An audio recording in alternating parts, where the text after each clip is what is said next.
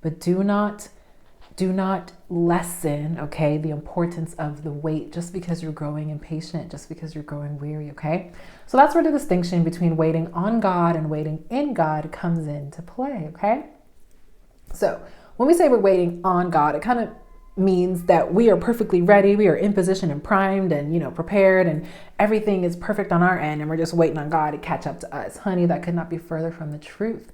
There's nothing wrong with saying waiting on God, but it's so inaccurate when we say that. God he's seldom early, never late, okay, honey? He is always on time, which means we are the one who've either underestimated or overestimated when he's going to come, okay? Miscalculated or misunderstood when he said right now, when right now means, it could be a month, a week, a day, an hour from now. God's timing is not our timing. We work on two different timelines, okay? He is outside of time, honey. He just orbits around time, whereas we are confined to the passage of time here on earth, okay? But in the spirit, honey, there are seasons, okay? There is divine timing. There's not a specific time according to the physical time, but there are seasons in which things happen, okay? There are seasons, literally in Ecclesiastes chapter 3, honey.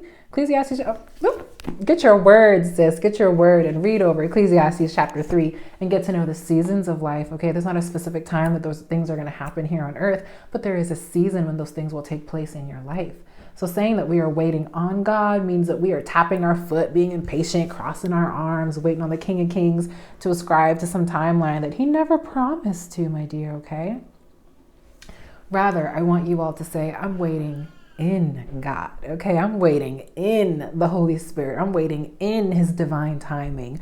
I'm waiting in his favor. I'm waiting in his promises, okay? Waiting in someone, waiting in God means that whatever comes along your path, you are okay with.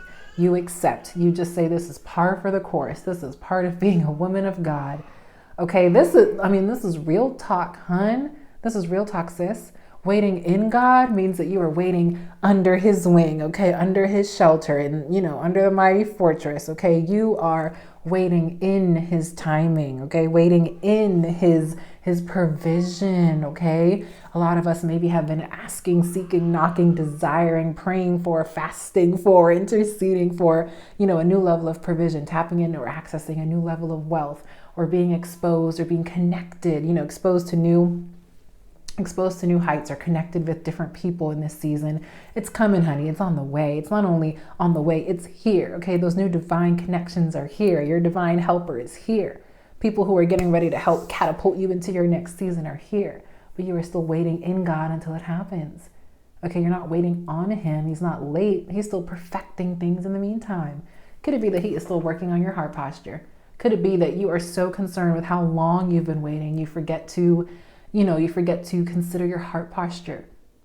Okay, it does not matter how long you wait. It matters how you wait, my dear. And that's a really important distinction a lot of us tend to forget.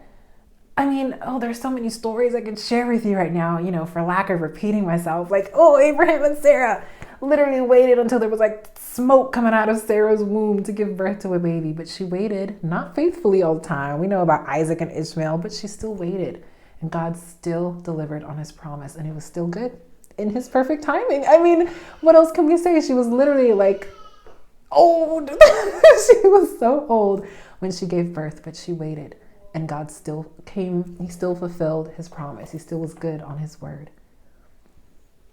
My dear, there's so many examples of how waiting and not creating counterfeits or creating, counterfeit situations, entertaining, distractions in the meantime is so beneficial to developing that heart posture God desires to develop in you, as well as perfecting you along the way, so that when you walk in that promise or that new thing, you will be all the more glad, filled with joy, overwhelming enthusiasm and excitement for all the things that have finally come to pass in your life, okay?